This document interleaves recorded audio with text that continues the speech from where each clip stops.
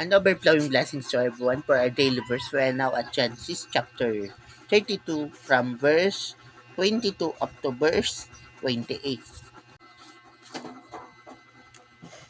Jacob got up in the middle of the night and took his wives, his 11 children, and everything he owns across to the other side of the Jabbok River for safety. Afterwards, Jacob went back and spent the rest of the night alone. A man came and fought with Jacob until just before daybreak. When the man saw that he could not win, he struck Jacob on the hip and threw it out of joint. Throw it out of joint. They keep on wrestling until the man said, "Let go of me, it's almost daylight." "You can't go unless you bless me," Jacob replied.